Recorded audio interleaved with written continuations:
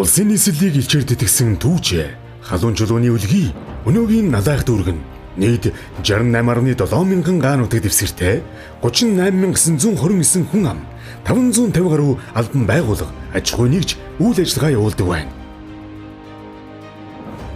Баханга дүүрэг нь 14 мянган га нутаг дэвсгэртэй 4459 хүн ам 159 албан байгууллага аж ахуй нэгжүүд тус үйл ажиллагаа явуулдаг төмөр замын мөртөө түшиглэж бий болсон дүүрэг билээ.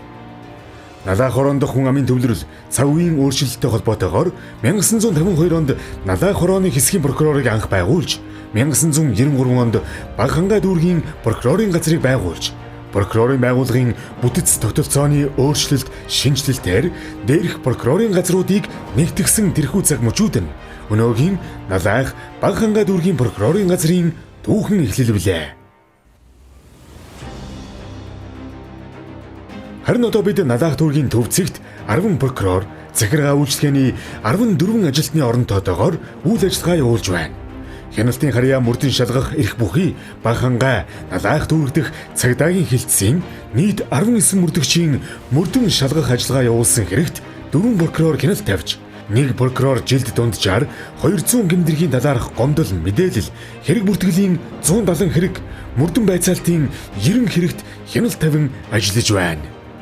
Налайх Баханга дүүргийн хэмжээнд зөрчлийн хэрэг бүртгэх ажиллагаа явуулах эрх бүхий 22 байгууллагын 132 эрх бүхий албан тушаалтны зөрчил шалган шийдвэрлэх ажиллагаа явуулсан 3900 гаруй зөрчлийн талаарх гомдол мэдээлэл 430 орчим зөрчлийн хэрэгт 2 прокурор хяналт тавьж ажилладаг. Харьяа нутаг дэвсгэрт жилд дунджаар 67,000 орчим зөрчил бүртгэгддгээс 95% газар дээр шийдвэрлэдэг. Бид жилд дунджаар эрүүгийн болон зөрчлийн хэргийн анхан шат, давж заалдах шатны 460 гаруй шүүх хуралдаанд оролцож, төр нийтийн ашиг сонирхлыг хамгаалах чиглэлээр төрийн байгууллагатай санамж бичиг, уулзалт, ярилцлага зохион байгуулах, олон нийтэд сурталчлах хэлбэрээр үйл ажиллагаа явуулж, 2022 оны байдлаар төрийн байгууллагаас 250 сая төгрөгийн үнийн дүн бүхий 91 хүсэлтийг хүлээн авч, иргэний хэрэг хянан шийдвэрлэх ажиллагаанд оролцсон 175 сая төгрөгийг улсын төсөвт төвлөрүүлэхээр шийдвэрлүүлсэн.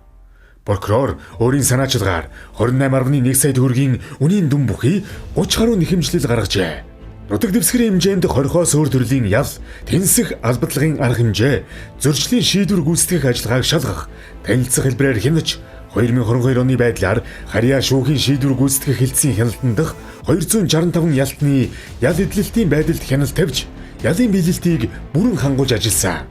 Тэнцэх албадлагын арга хэмжээ авсан 67 хүн, зөрчлийн шийдвэр гүйцэтгэх ажиллагаа явуулсан 75 шийдвэрийг хянаж, хүн хуулийн этгээдийн 51.9 сая төгрөгийн шийдвэрийг бүрэн биелүүлжээ.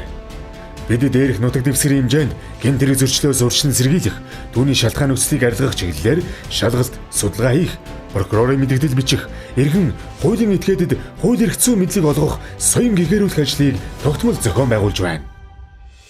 Цаашид Налайх Баханга дүүргийн прокурорын газрын хамт олон бид хуулиар хүлээсэн хяналтын арга хэлбэрээ улам боловсрон үе болгох, прокурорын шийдвэр, үйл ажиллагааг иргэдэд ил тод, нээлттэй хялбараар хүргэх инновацийг дэвшүүлж, хүний эрх чөлөө, төр, нийтийн ашиг сонирхлыг хамгаалах, хуулийг нэг мөр хэрэгжүүлэхэд онцгой анхаарч ажиллахыг эрхэм зорилгоо болгож, төрийн тулгуурын нэгэн баган байх болно.